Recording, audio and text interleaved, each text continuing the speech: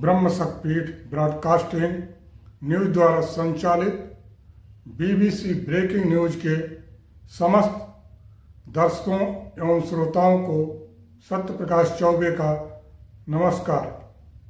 प्रस्तुत है आप सभी के लिए 12 मई 2026 दिन बुधवार की ताज़ा खबर। जम्मू कश्मीर स्थित मदरसे में लगी भीषण आग।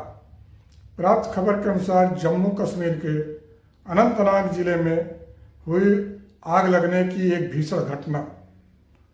वहां मंगलवार को एक मदरसे में आग लगने से एक 12 वर्षीय किशोर की मौत हो गई तथा 3 अन्य झुलस गए। एक अधिकारी ने मीडिया में जानकारी देते हुए बताया कि अनंतनाग के कोट रोड स्थित फैजान बाबा हैदर ऋषि दारुल उलूम में आग लग गई, जिसमें 4 लड़के झुलस गए तथा उन्होंने यह भी बताया कि घायलों में से एक बिलाल अहमद की अस्पताल में ही मौत हो गई। दमकल विभाग ने आग पर काबू पा लिया है और आग लगने के कारणों का पता लगाया जा रहा है। एक खबर बुलंदशहर से है, जहां न्यायालय परिसर गोलियों की तड़तड़ाहट से थर्रा उठा।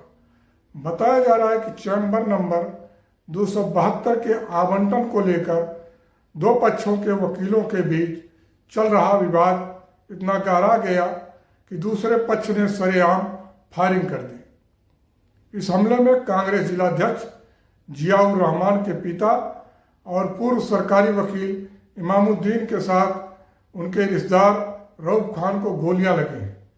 आरोप है कि हमलावर पक्ष ने अपने लाइसेंसी पिस्टल से करीब 9 राउंड फायरिंग की और SC/ST एक्ट में फंसाने की धमकी देते हुए मौके से फरार हो गए। मालूम हो कि नारऊ गांव निवासी इमामुद्दीन पूर्व सहायक जिला शासकीय अधिवक्ता होने के साथ कांग्रेस जिलाध्यक्ष जियाउर रहमान के पिता हैं। फिलहाल वह जिला न्यायालय में वकालत करते हैं। उन्होंने एडवोकेट सलीम अख्तर की मौत के बाद उनकी पत्नी आयशा बेगम से जिला बार एसोसिएशन कार्यालय के पास चैम्बर नंबर 272 कलेक्ट्रेट परिसर में लिया है। जिला बार एसोसिएशन ने विधिक प्रक्रिया पूरी होने के बाद वह चैम्बर इमामुद्दीन को आवंटित कर दिया, जिसके बाद इमामुद्दीन ने वहां अपना ताला लगा दिया। एक खबर गुरुग्राम से है, जहां हरियाणा के गुरुग्राम के पास स्थित घामडौल टोल प्लाजा मंगलवार की सुबह रण क्षेत्र में हो गया तब्दील। मामूली विवाद ने इतना हिंसक रूप ले लिया कि आधा दर्जन युवकों ने कानून को ठेंगा दिखाते हुए न केवल टोल कर्मियों की बेरहमी से पिटाई की, बल्कि कंट्रोल रूम में घुसकर जमकर तोड़फोड़ भी की। इस हमले में 2 कर्मचारी गंभीर रूप से घायल भी हो गए। यह घटना मंगलवार की सुबह करीब 10 बजे की है। बताया जा रहा है कि टोल टैक्स के भुगतान को लेकर कुछ युवकों की टोल कर्मियों के साथ कहासुनी हुई थी। उस वक्त तो वहां युवक चले गए, लेकिन कुछ ही देर बाद वे अपने अन्य साथियों के साथ वापस लौटे। इस बार उनके हाथों में लाठी डंडे थे। देखते ही देखते टोल प्लाजा रण क्षेत्र में तब्दील हो गया। हमलावरों ने टोल कर्मियों को दौड़ा दौड़ा कर पीटा और फिर टोल के कंट्रोल रूम में घुसकर सरकारी संपत्ति को भी भारी नुकसान पहुंचाया। अचानक हुए इस हमले से वहां मौजूद अन्य वाहन चालकों और कर्मचारियों में अफरा तफरी मच गई। यह पूरी वारदात वहां लगे CCTV कैमरों में कैद हो गई। फुटेज में साफ देखा जा सकता है कि किस तरह युवक लाठी डंडे बरसा रहे हैं। हमले में 2 टोल कर्मचारी को गंभीर चोटें आई हैं, जिन्हें तुरंत नजदीकी अस्पताल में भर्ती कराया गया, जहां उनका उपचार जारी है। घटना की सूचना मिलते ही स्थानीय पुलिस मौके पर पहुंच गई। टोल प्रबंधन की शिकायत के आधार पर मामला दर्ज कर लिया गया है। पुलिस CCTV फुटेज को खंगाल रही है ताकि हमलावरों की पहचान कर उन्हें जल्द से जल्द सलाखों के पीछे भेजा जा सके। एक खबर नीट परीक्षा से संबंधित है, जहां नीट परीक्षा 2026 को कर दिया गया रद्द। प्राप्त सूचना अनुसार राजस्थान से उठा नीट परीक्षा विवाद आखिर में आज अपने अंजाम पर पहुंच गया। एनटीए ने नीट यूजी परीक्षा 2026 को अंततः रद्द कर दिया। दावा किया जा रहा था कि इस परीक्षा के 125 गेस्ट सवाल हूबहू असली पेपर से मैच कर रहे थे। इसके बाद से ही परीक्षा पर खतरा मंडरा रहा था। अब 3 मई को हुई परीक्षा दोबारा कराई जाएगी, जिसके लिए नई तारीख जल्द ही घोषित होगी। छात्रों को फिर से रजिस्ट्रेशन नहीं करना होगा और कोई अतिरिक्त फीस भी नहीं लगेगी। मामले की जांच अब सीबीआई करेगी और छात्रों से केवल आधिकारिक जानकारी पर भरोसा करने को कहा गया है। एक खबर संतकबीर नगर से है, जहां खोए मोबाइल को पाकर मोबाइल धारकों के चेहरे पर लौटी मुस्कान। प्राप्त सूचना अनुसार जनपद संतकबीर नगर में मोबाइल स्वामियों के चेहरे पर उस समय लौट आई खुशी, जब संतकबीर नगर पुलिस ने 131 गुमशुदा मोबाइल को बरामद करते हुए मोबाइल स्वामियों को दिया सौंप। इन मोबाइलों की अनुमानित कीमत लगभग 35 लाख रुपए बताई जा रही है। वहीं मोबाइल मिलने पर संतकबीर नगर पुलिस को मोबाइल स्वामियों ने हृदय से दिया धन्यवाद। पुलिस का कहना है कि गुम मोबाइल की चिंता खत्म, CEIR पोर्टल से मिल रहा अब आमजन को सीधा लाभ।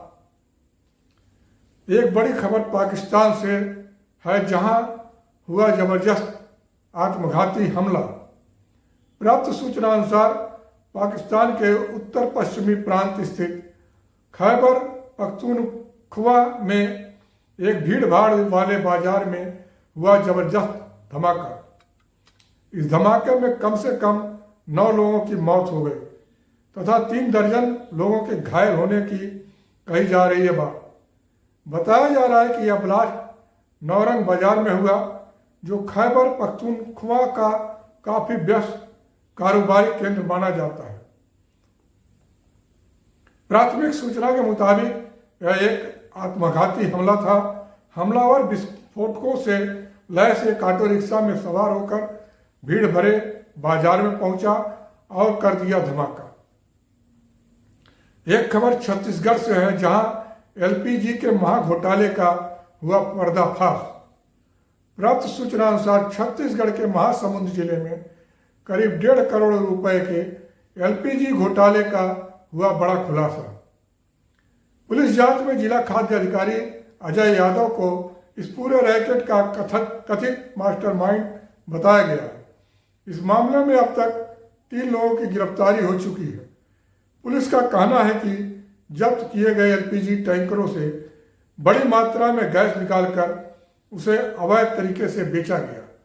यह मामला उन 6 LPG टैंकर कैप्सूल से जुड़ा है, जिन्हें पहले जब्त किया गया था। बाद में सुरक्षा कारणों से उन्हें सुपुर्दगी प्रक्रिया के तहत सुरक्षित रखने के लिए सौंपा गया था। पुलिस के मुताबिक इसी दौरान गैस चोरी और डायवर्जन की साजिश रची गई। जांच में सामने आया कि सरकारी प्रक्रिया का फायदा उठाकर करोड़ों रुपए की LPG को गायब कर दिया गया।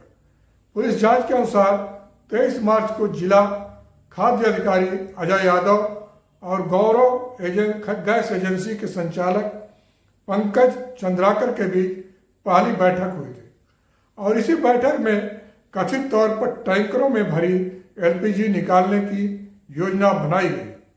बाद में रायपुर निवासी मनीष चौधरी को भी इस साजिश में शामिल किया गया। पुलिस का दावा है कि उसे उन एजेंसियों से संपर्क करने की जिम्मेदारी दी गई जो इस अवैध में सौदे में शामिल हो सकती थी। एक खबर प्रयागराज से है, जहां MP MLA कोर्ट ने बाहुबली विजय मिश्रा को 46 साल बाद दोषी करार दिया। प्राप्त सूचना अनुसार बाहुबली पूर्व विधायक विजय मिश्रा को एमपी एमएलए कोर्ट प्रयागराज ने हत्या के एक 46 साल पुराने मामले में दोषी करार दिया। एमपी एमएलए कोर्ट के जज योगेश कुमार थर्ड ने विजय मिश्रा, जीत नारायण, संतराम और बलराम को दोषी करार दिया है। ज्ञात हो कि 11 फरवरी 1980 को कचहरी परिसर में 35 वर्षीय प्रकाश नारायण पांडे की हत्या हुई थी। यूनिवर्सिटी छात्र प्रकाश नारायण पांडे अपने खिलाफ दर्ज मुकदमे में जमानत कराने जिला कोर्ट आए थे। संतराम और बलराम से प्रकाश नारायण पांडे की दुश्मनी थी। आरोप है कि संतराम, बलराम, विजय मिश्रा और जीत नारायण ने मिलकर गोली मारकर प्रकाश नारायण पांडे की हत्या कर दी थी। फायरिंग में 5 अन्य लोगों को भी गोली लगी थी। जिस मामले में मृतक के बड़े भाई श्याम नारायण पांडे ने कर्नलगंज थाने में एफआईआर दर्ज कराई थी। इस मामले में कोर्ट ने भदोही जिले की ज्ञानपुर सीट से विधायक रहे विजय मिश्रा सहित 4 लोगों को दोषी करार दिया है। एमपी एमएलए कोर्ट कल चारों दोषियों को सजा का ऐलान करेगी। लोग कयास यह भी लगा रहे हैं कि इस फैसले के खिलाफ विजय मिश्रा ऊपरी कोर्ट में कर सकते हैं अपील। अभी तक आप सभी देख व सुन रहे थे सत्य प्रकाश चौबे द्वारा प्रस्तुत 12 मई 2026 दिन मंगलवार की ताजा खबर। अब हम आपसे लेते हैं विदा। कल पुनः हम आपके लिए लेकर प्रस्तुत होंगे 13 मई 2026 दिन बुधवार की ताजा खबर। तब तक के लिए नमस्कार, शुभ रात्रि।